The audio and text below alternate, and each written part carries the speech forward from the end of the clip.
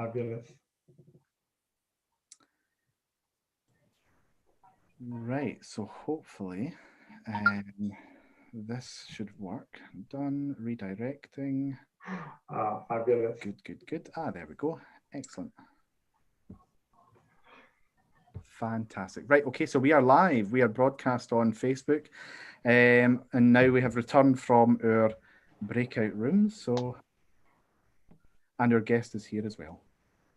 Hi there. Hi, good evening, everyone. Hi there. Okay, I will start the meeting again then. And welcome to Kilsyth Rotary, fellow Rotarians and guests, on this 19th of November 2020. Tonight is a friends, family and fellowship night. You try saying that quick, I tell you. And I'd like to thank Penny for visiting. That's very nice to see you. And I think you're the only visitor, so you get all our attention tonight. That's good or bad. I'm delighted.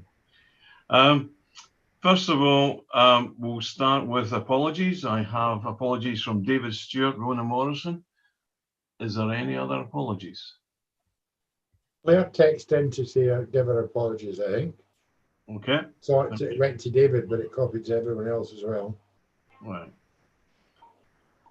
And do we have any visits to other clubs? Alec? Believe it or not, I travelled very far last night. I got an invite to the Commonwealth Club, which was very interesting, from the Right Honourable Bobby Johnson, who was talking on. The reason he wanted me there was the background to the Works Department, how it was formed, etc., etc. It was a very nice night. Was enjoyable. I took your greetings present, Richard, to them. Send them back. They've got a shop in the town centre which they're promoting Rotary and doing a bit of a Christmas thing. And they were talking about, Bobby spoke to me about possibly putting the Aquabox in there. I was hoping that John Brown out in here tonight because I think John's got one, but I'll contact him directly. But that was my visit to Cumbernauld last night. Well, thank you very much for that. Is there any other visits? Okay, thank you. Now our highlight of the evening, Penny. Our bonus ball, Treasure Chaz. Well, I've been promoted there to become president. I was about to say that. I was worrying. This is good cola, you know. That must be No, as a treasurer, I am delighted to announce that the club is the winner this week, with bonus ball number being an unallocated number, 45. Oh, that's wonderful. We are also happy to hear that. You're also pleased that the club has retained the money. Okay. We'll move on to our speaker for the evening. I'd like to invent. What's wrong with me tonight? Is that goat you're on the way? Tell you that's good cola. David to do the introduction. David. Thank you very much, President Richard. Yes, I'm absolutely delighted to welcome along Penny Catterick to the Rotary Club of Kilsyth as our speaker this evening, especially during this week being Trans Awareness Week. I'm not sure if many of us are aware of that. Penny now lives in Edinburgh, and previously her previous career has taken her to homes in England, South Africa, California, and Nova Scotia in Canada. She says that she belongs nowhere at all. She belongs everywhere. She is a transgender woman who believes that you create your own future. And she has lived a life of breakthrough transformation in her personal, family, and professional life from a very early age. This has led her to being the first transgendered director within the engineering industry of Canada. With her wife of 35 years, they've brought up two gorgeous children, if I do say so. One medically challenged to the age of 15, now working in advertising in London. The other recognised for textile design excellence within the United Kingdom and in New York. Penny's life experiences are unique and exceptional, achieving Chairman's Awards in high pressure, high visibility environments like California during the dot-com period. Building a family life whilst not being her authentic true self as a transgendered person. Recently, she's left the corporate world and she's created her own, chasing her own dream of being a successful entrepreneur, forever living her dreams and living life, of course, to the fullest. She now runs 2 businesses, I believe. She's very active on all platforms of social media, using proven coaching methods to teach an online course that enables people to make quantum gains of 10 times of their lifetime pursuits. It's an absolute pleasure to hear Penny. It's great to see her once again. And I'm delighted to introduce you to the Rotary Club of Kilsyth. So without further ado, please welcome Penny Catterick. Penny, over to you. David, thank you so much for a wonderful introduction. I'm honoured genuinely to hear that, and I'm very honoured to be able to talk to you all, especially, as David said, this week in Transgender Awareness Week. So I always know you've got lots of things to do, so I won't keep you too long. But what I'm going to do is I'm going to share a presentation with you, but you should also be aware, with David's blessing, unless anybody's got an objection, and I'm very happy with that. I propose to record this session and post it on LinkedIn, because there's so much to tell about the life of a transgender person, and you're going to hear a lot about a transgender woman, but we should keep in mind that you can have transgender female to male, and you can have transgender non-binary. So it is a complex area, but just to avoid any confusion, I will talk mainly about my experiences so that you feel, if you like, attached to the story through me. So I'll share screens now, and then I'll begin to record.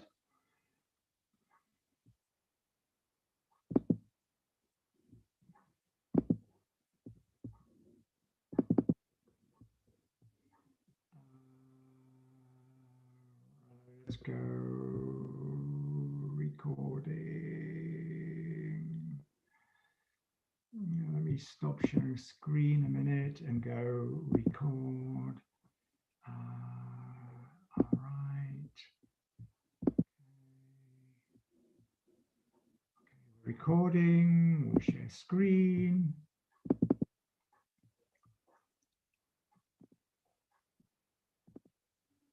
There now, can everybody see that?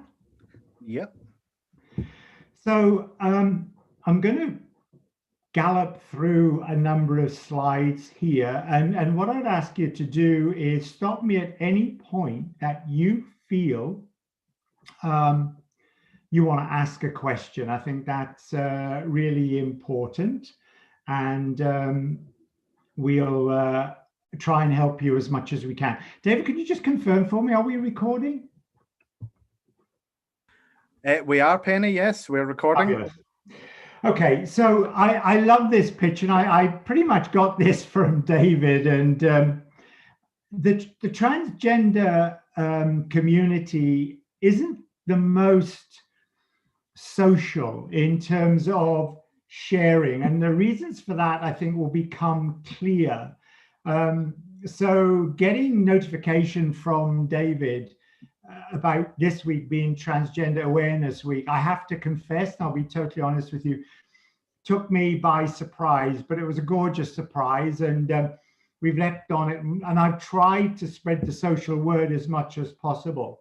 The picture in the middle of the screen that you're staring at is one I show regularly. It comes from my coaching business, but the reason I share it is because the picture of me there that was taken at a party in Nova Scotia is remarkable in its own right. I'm 62 years of age in that picture, and I would say probably from the age of 20 onwards, I wouldn't have my picture taken. It was not something I could bear to look at, nor something I would encourage anyone to do for me. And what it does is it just brings out the dream life that I now have. And dream lives are all relative, but for me, where I am now is just absolutely remarkable. So who am I?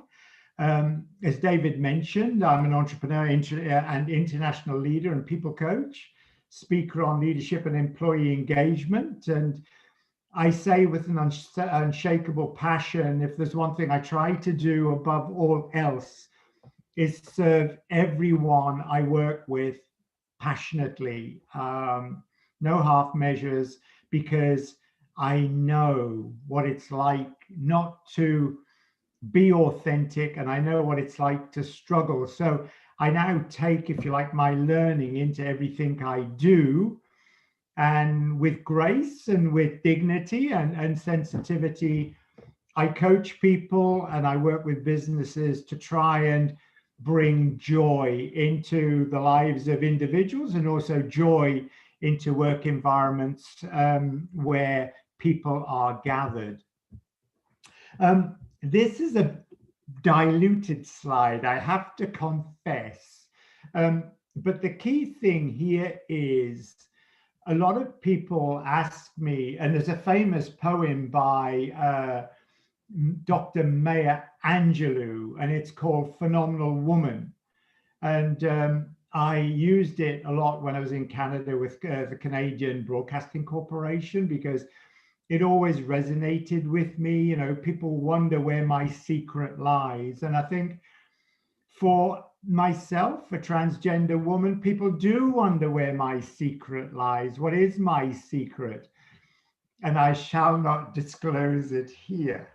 But what I want to do with this slide is just basically say, transitioning and finding your authentic self is what this will boil up into, because I don't know any of you on this call, but what I would say is it's likely that someone will be looking at their authenticity, and it was a big deal for me. Becoming a transgender woman isn't about putting on a frock and some makeup. If you really are transgendered, and I knew I was from 5, and I'll go through the story in a moment, it's a lot more than those two things I've mentioned. And if we go back to biblical times, to the book of Proverbs 23:7, the main thing here, it says, and even today, modern psychologists, modern scientists, neurologists will say, as you think in your heart, so you shall be. And what it's basically saying is there's a huge internal brain, nervous system, body change that you go through for reasons, again, which I'll explain in a little while. And I show the picture there of Planck and Einstein. And I didn't know this, but an interesting little factoid that, in fact, Einstein's mathematical achievements were done through his wife. So if there's any males amongst us who hold him up in high esteem for his mathematical capabilities, pretty much done by his wife. But the key thing with Einstein and Planck, what they discovered was that if you shoot 2 photons to the extreme ends of the universe. If you impact one, it will have an effect on the other. And it basically brings us into the quantum world and how a quantum world can help you change and solicit change as you move through your transition. So I wanted that to be clear. I used to be a very staunch Roman Catholic. I still consider myself a Roman Catholic, and hence the quote from Proverbs is important to me. But I would say I've probably moved more towards being a spiritualist, and that's not because I fell out on 2 occasions with the Archbishop in Halifax. He and I had many a conversation around how Pope Francis thought about transgenderism, and at that time, the Pope and also the Archbishop thought we were fabricated individuals. Now, of course, that view has changed, and it just shows the fluid nature of the world we live in. And of course, I celebrate that. And then the picture on the right, Blaise Pascal.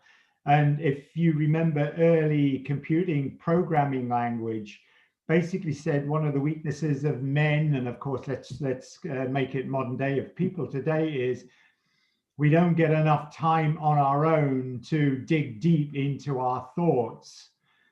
And meditation has become a very big part of my life. And I do it now religiously every day, every morning. Your circadian cycle is important in understanding when you do it.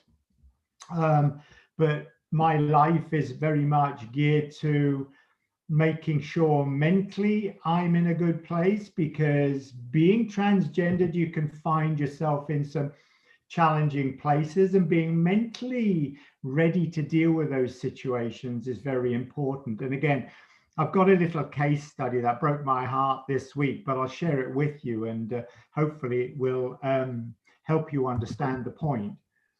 So Penny's lifeline has 2 elements to it. So I was born in 1958, and 5 years down the track, what I'm saying is that very pure heart, which we all have, and it's always so important to recognize that each and every one of us is born with a heart full of love, full of dependency. We don't know what fear, we don't know what doubt is, but that's what life does to us.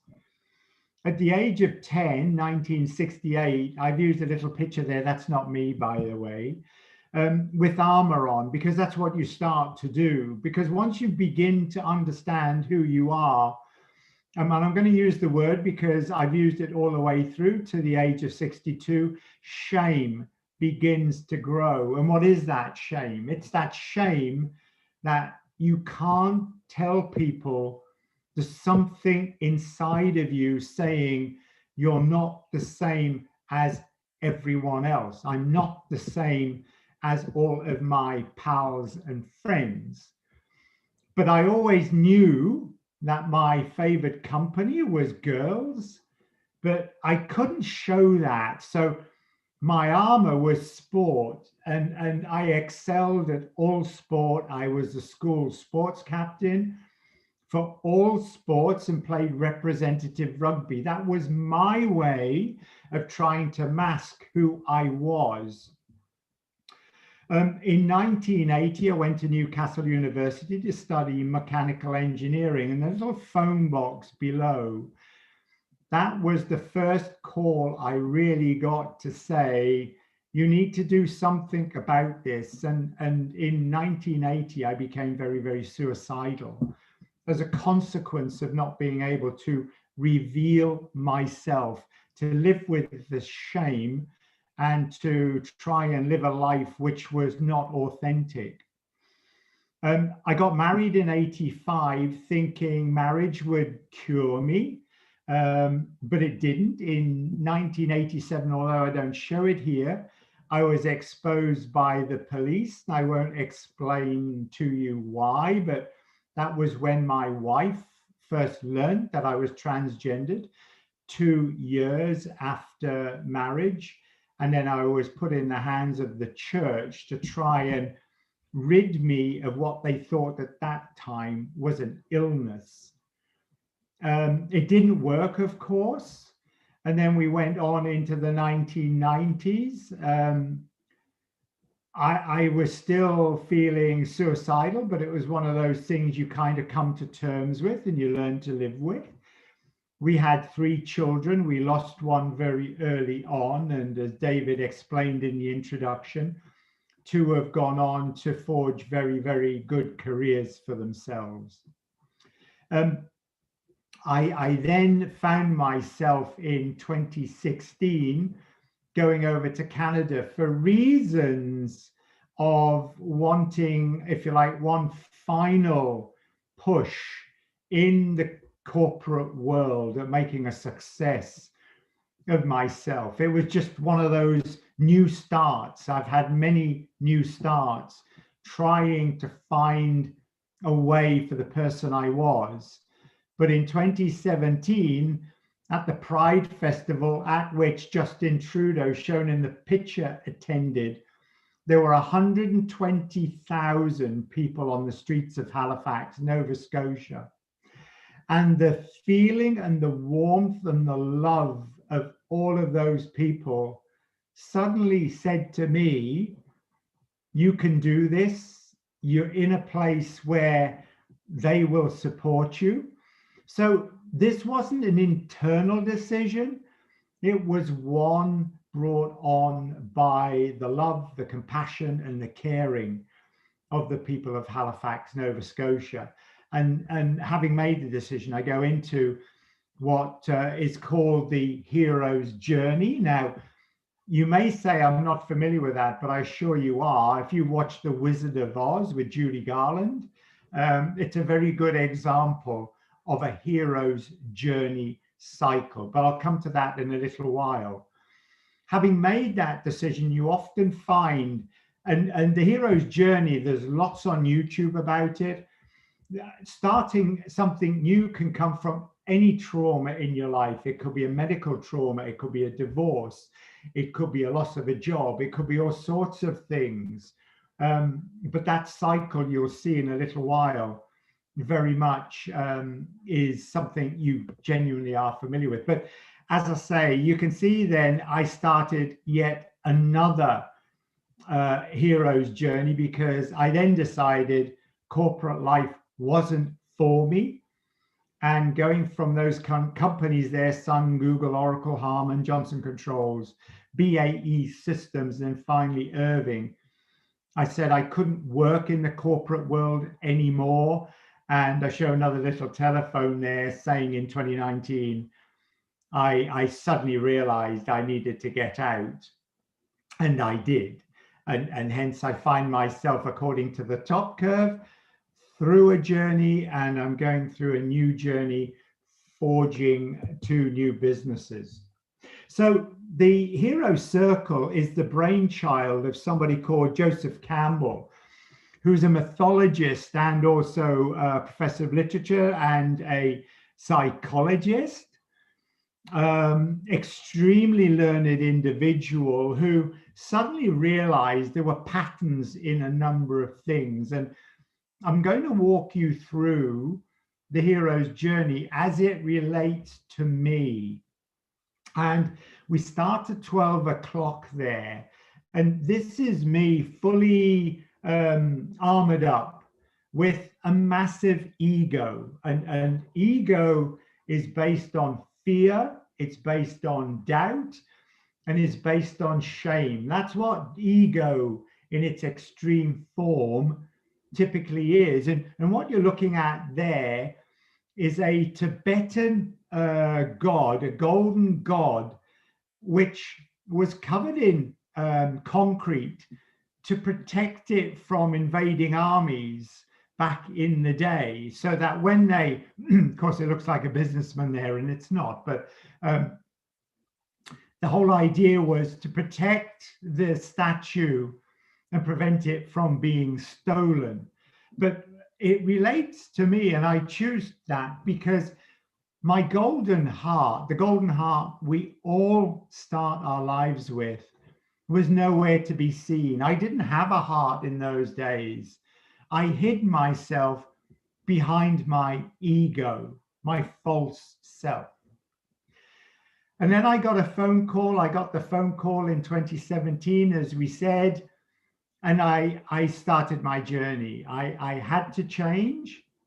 And the first thing was I went off down to the Halifax Sexual Health Clinic, found somebody to talk to and said, listen, I've been transgendered since the age of 5 and I can't take it anymore. I need to transition. I got myself the most gorgeous helper, and that's a little picture inside this circle. And, you know, she has stayed with me through all sorts of situations. There's been one situation where, because I couldn't come to terms, and I'll show you what the dragon means in just a moment, with breaking my marital vows. I was on the point of suicide. I had the door broken down by the Halifax police. They came in and I was taken away to the hospital in Halifax. But that's where I found myself. I found myself there because I thought I had to slay my dragon. And my dragon was overcoming my marital vows. Breaking them, I thought, was never going to be possible. And in Joseph Campbell's mythology, he represents that with a dragon. And then I show 2 samurai there. And that's really an internal struggle. But, you know, we go back to an early slide and we go back to meditation. We go back to the universe. What was very, very strange, people started to appear in my life, like my helper, Audra, like a lady who was also a Roman Catholic, but more of a someone who dealt with the soul more than just pure religious dogma. She helped me through it, and she got me to understand that I didn't have to slay my dragon. If I loved my dragon, I could come to terms with what I was doing and who I was to become. So that internal struggle was suddenly behind me. But I was very emotional. And when we get to 6 o'clock, what I suddenly discovered with the help of Audra, my helper, is that the big problem for me, and this is true of anybody who goes through significant change in their lives, often there's a death. And I never realized this. Of all of the help and the guidance I'd been given, I never realized that a lot of my emotion was because I was bringing 62 years of life in a masculine form to an end. And I chose that image there of clothes on a peg just to let you know that I was sent home at 12 o'clock one Tuesday because I was so emotionally distressed. And that was the 26th of August, because I was going to return on the 1st of September as my feminine self, my authentic self, and the dress you see on the left. So recognizing the death, I remember so vividly going home on my own, taking off my suit, a suit I had worn since I was the age of 20, and hanging it up for the very, very last time. And that was at 2 o'clock on the 26th of August. And that was it. That's what a transition looks like. It might feel cold, and it probably was, and it really was a very traumatic moment for me, but often that's how people transition. So on the 1st of September, I put on my dress and I became the first transgender director in Canadian engineering history. And I walked into an alpha male shipyard and I was greeted with such joy and magnanimous love. I'll never forget it. It was fabulous. Anyway, moving on around the circle. Curiously, in 1956, a famous professor called Donald Hebbs came up with the expression rewire and fire, and it's about neuroplasticity. So I became at this point hugely interested in neurology, epigenetics, in terms of how I was going to change myself, what all of this was going to mean to my mental state, to my mental condition. But it was curious that rewiring and firing of your neural pathways, your synaptic connections, really all of that work was begun in Canada, and then it's still researched to a high degree today in places like Stanford in California. The next image really is the gorgeous place I find myself in now. We all have ego. We all have to have ego to stay safe. But that horrible ego I talked to you about at that picture at 12 o'clock was gone. It was gone. I knew how to manage it. I knew how to manage my thoughts. I know how to match my feelings with them. And then we get to the picture there at 10 o'clock.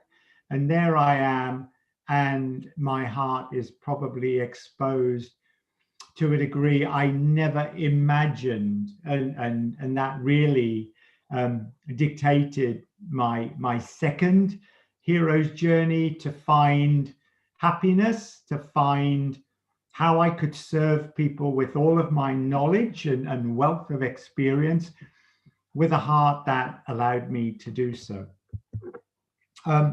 So who is Penny now? I think David's gone through most of this, so I won't spend too much on it. So I've left the corporate world. I've got my two businesses.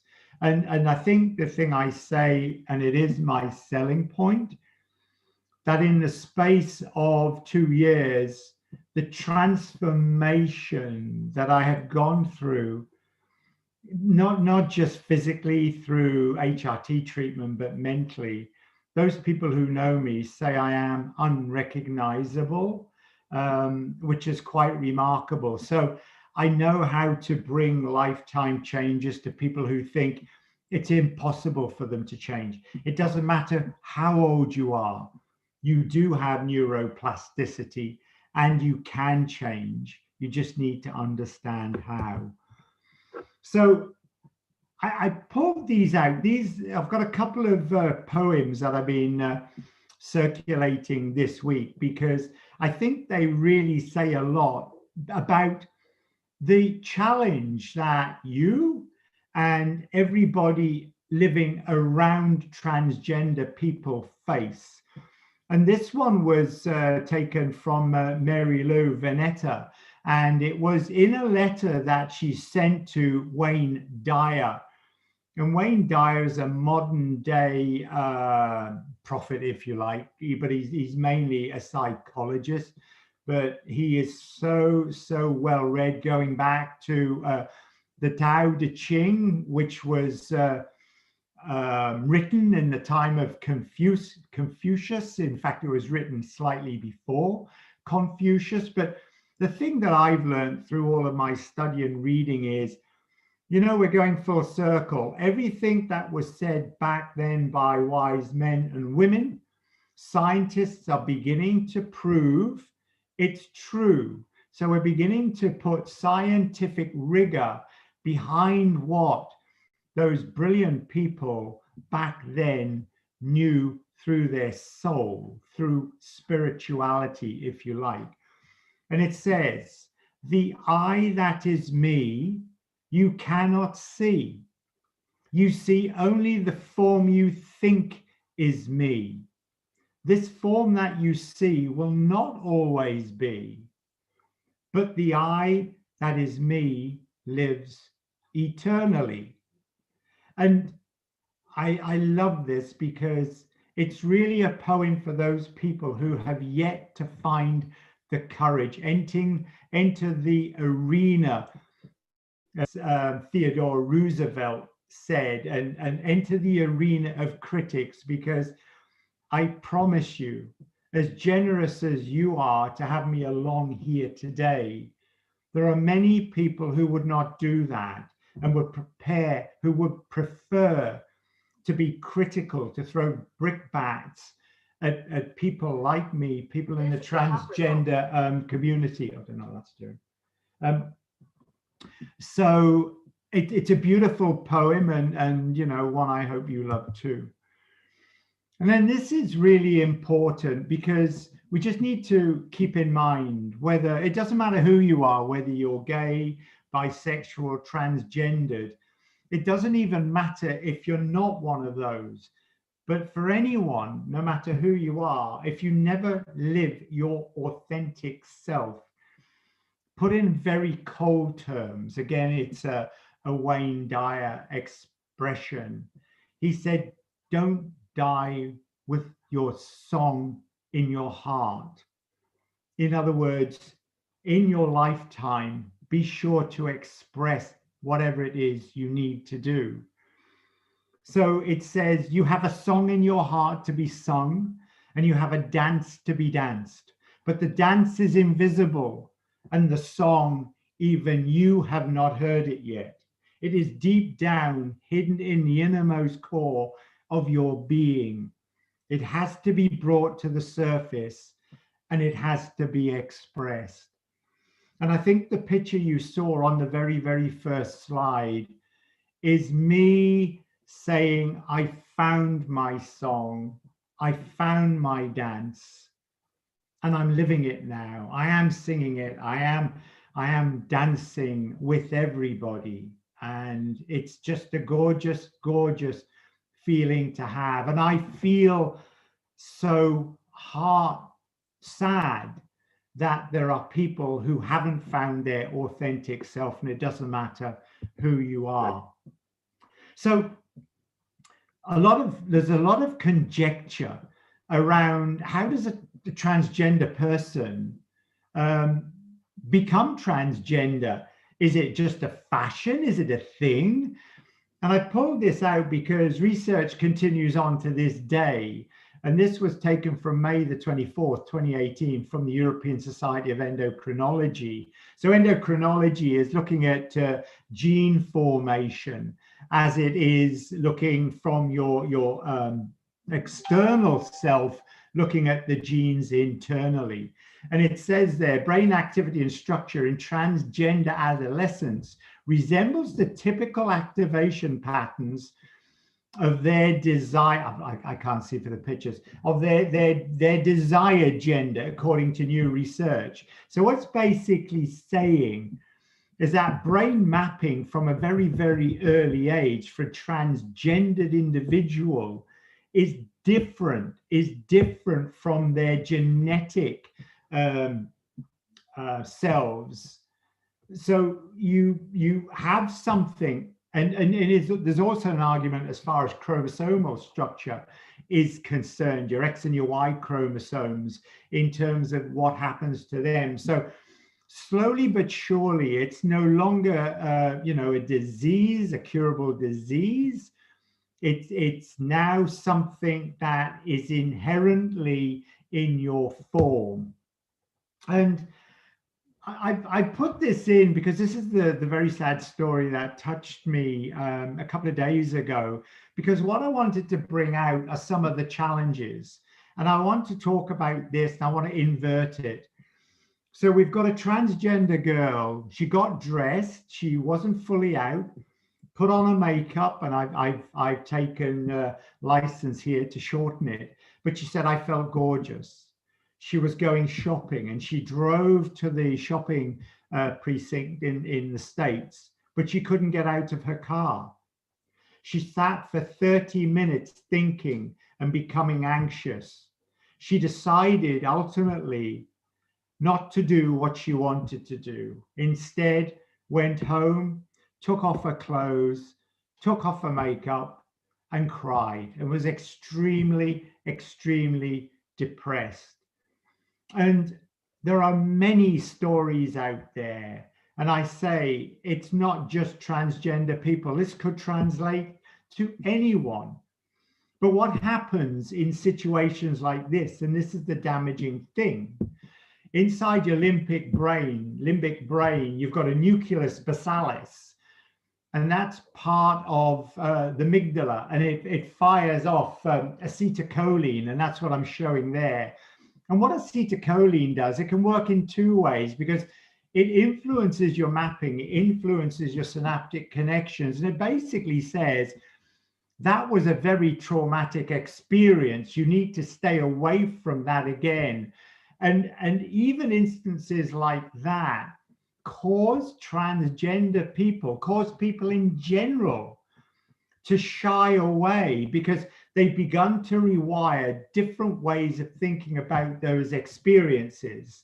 And neuroplasticity enables those bad experiences to create in the second layer there maps which prevent you repeating an activity. And what it causes you to do is, when you think about, in this instance, going back to the shops, you're filled with fear, you're filled with doubt about whether you can really do it. And you find this a lot in the transgender community, that they fear the community that they're living in. And I would argue very, very strongly, it's a falsehood. It is not true. In the main, people want to love, want to support people who are going through this. And if it hadn't have been for the gorgeous people of Halifax, I wouldn't have done it. I wouldn't have done it. They enabled me to do it.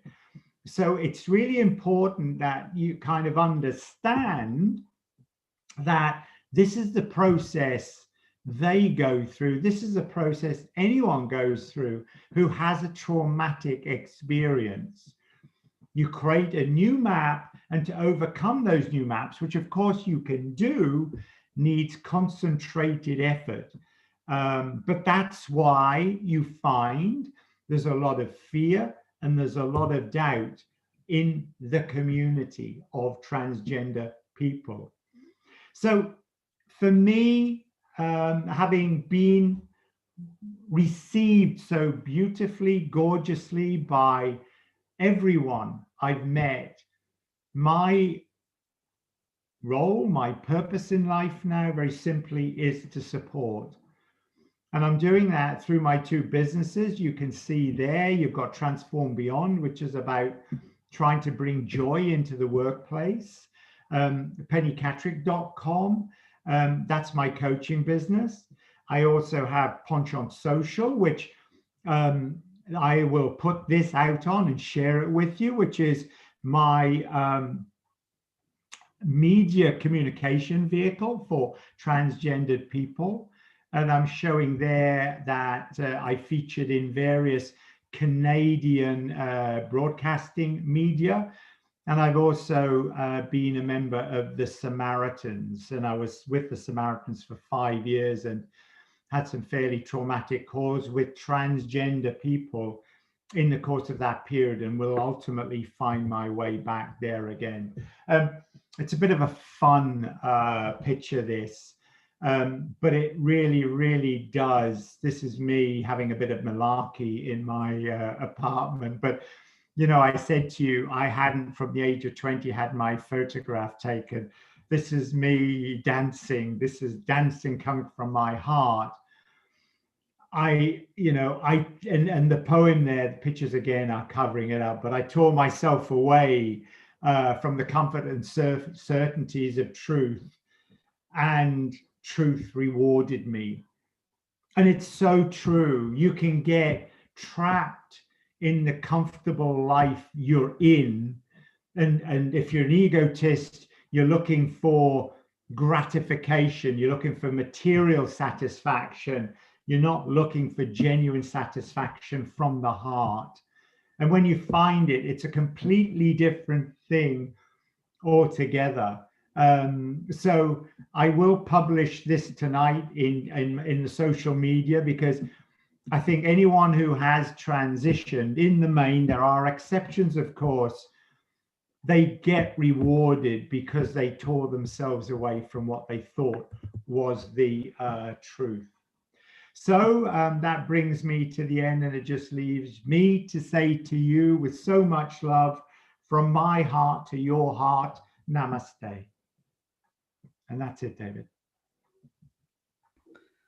Thank you very much. Thank you indeed. Would it be appropriate to open up for some questions, Penny, if anyone has any questions for you? I'd love to answer anything for anyone on any subject.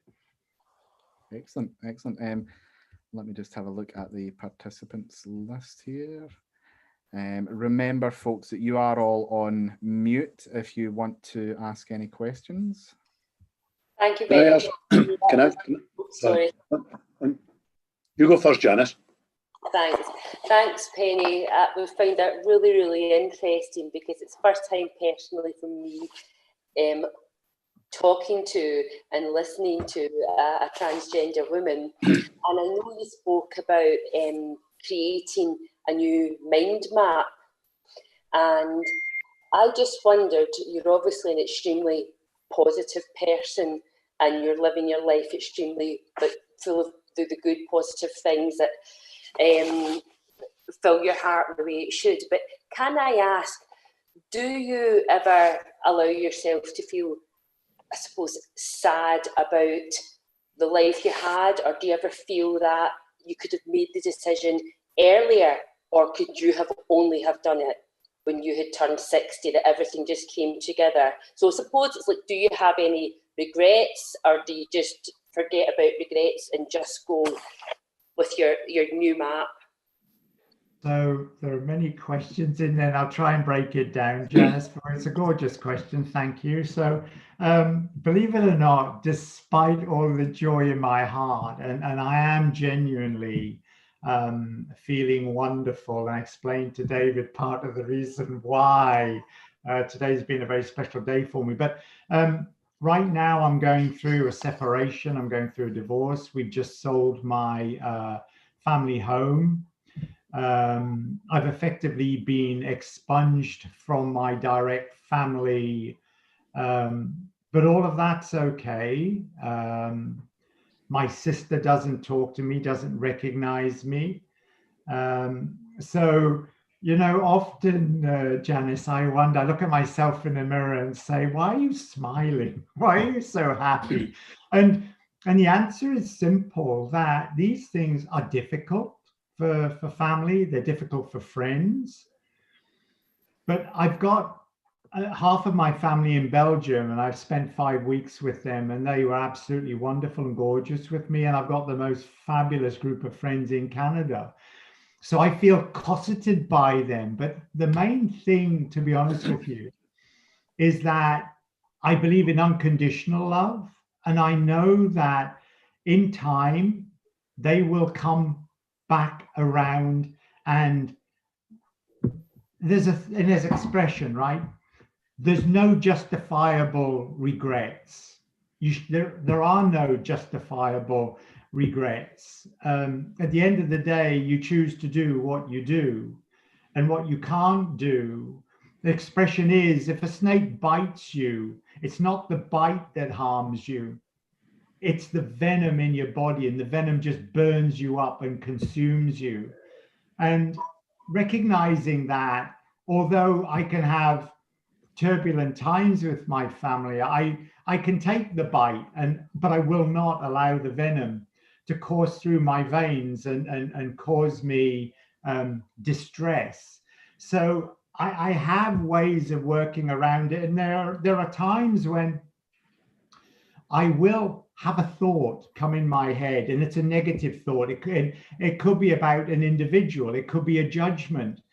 But one of the greatest gifts that I've learned is things like judgment absolutely sap your energy and take you into very, very dark places you don't want to go. So I've taught myself that if I get a judgmental thought in that isn't a nice one, throw it away, don't criticize yourself, and pick a loving one. I have, and I'll not mention any names, I have an individual who I didn't get on very well with in the shipyard at Halifax, Nova Scotia. And it would be very easy for me to be extremely negative and to be very down about it. But what I've chosen to do is think about those loving moments when they and me hugged, cried together, and those things, you replace those bad things, those nasty thoughts, with loving thoughts. And it's amazing how that changes your perspective on life completely. Now, going back to the other part of your question, I was on the way to being transitioned in 2001. I was in a very, very bad state mentally, because often your mental state fluctuates and varies cyclically. Excuse me. So in 2001, the kids were way off, being ready for it. So I sacrificed my needs to be there for them, and to see them through their education, see them through university into their chosen careers.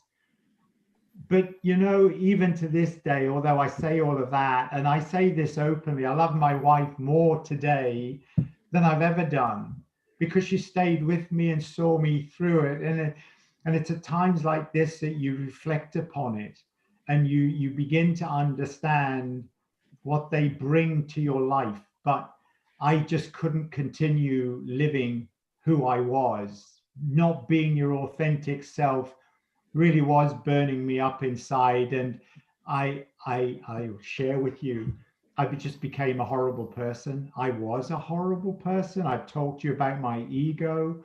So there was no way I could have continued on in the way I did. So I went as far as I could, as far as I thought was practical.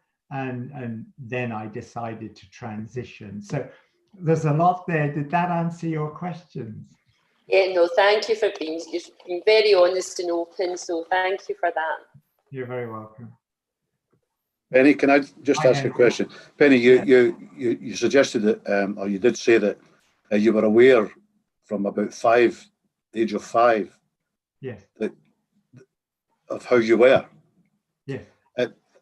Is it the case that you were probably, and people like yourselves are born that way, or is there some external influences that maybe move you in that direction at a very young age? Yes, and again, it's one of those questions, isn't it, that you hear regularly, and that's why I put a couple of slides in there to really indicate that science is beginning to prove it's not external nurture, it's pretty much nature. Now, there is a scientific belief that the mixing of X and Y chromosomes could be caused by an event in one of the trimesters. And there's a lot of research going on there, but what they are able to detect at a very, very early stage in adolescence, that those maps we talked about are formed naturally. They're not formed through nurture. And what I discovered at the age of 5, I was out on a family outing in Rothbury in Northumberland. And I recall, and it's kind of strange because children don't ordinarily remember that far back, but I just remember I didn't want to be with the men. I wanted to be with the women. And from that point onwards, 'twas ever the same. And it wasn't until I got to 10 and I suddenly realized what was going on, that I found a way, if you like, and I call it armor, to armor myself. And I've got lots of energy, I've got lots of ambition and drive. And whilst I don't have the physique of a sports person, I've got a very feminine top. I was able to use my energy, my drive, to see my way to the top in a lot of sporting endeavors. Yeah. So yes, I think that's a long answer of saying it's becoming clearer. It's nature, it's not nurture. But of course, I think you see a lot today where I think there's concern that boys and girls are being held back as far as their growth are concerned, because parents think they should be something else. And I can't comment on it. I'm not that well informed, but I am aware of what people are thinking. But as I say, if you follow science, the science seems to be pointing now more to nature than it is nurture. Okay, thank you very much. Thank you, Henry. Is there any other questions for Penny? No? Okay. Thank you very much, Penny. That was a very open, honest, and enlightening talk. Thank you. You're very, very welcome. Would it be possible to ask you to give a vote of thanks on our behalf, please, to Penny? Absolutely, President Richard. Thank you very much. Penny, this is the second time I've seen your presentation. You're absolutely right. No two are exactly the same. I'd like to thank you for such a wonderful presentation, and for, as Janice said, for being so open and honest with us, for sharing a story which is very personal, a story so far in your life, your journey as it is, and it's certainly a journey. It's certainly a hero's journey, I would say. You are an incredible, very courageous person for sharing this story in this way with Rotary, and also online on your social media and your YouTube channel, Penchant Social.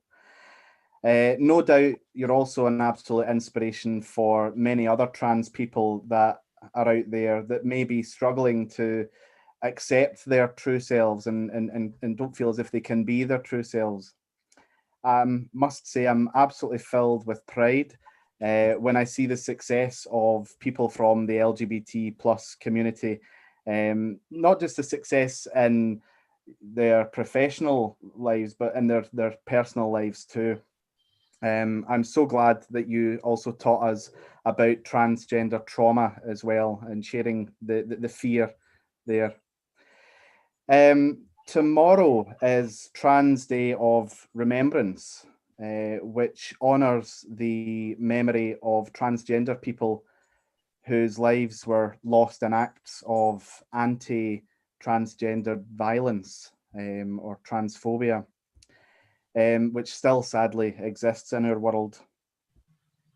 But I think that we are hopefully going in the right direction in certain areas of the world.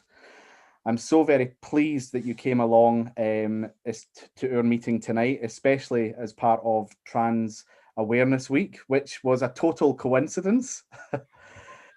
You didn't say that, you said it was all planned. But Rotary is very much an organisation that opens opportunities for everyone, and it is an organisation that welcomes everyone as well. And you will no doubt be welcome at many other Rotary clubs for being a speaker, and I'm sure the hand of friendship has reached out for membership as well, I believe, in some clubs. So I would just like to ask our fellow Rotarians to thank you in the usual way. Thank you very much, Penny. Thank you. Thank you, everyone. Thank you, David. That's a gorgeous ending. I really appreciate it.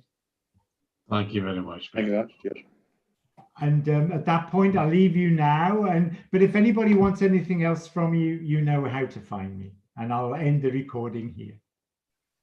Thank you. All right. God bless. Thank Bye. you. Cheers. Bye-bye.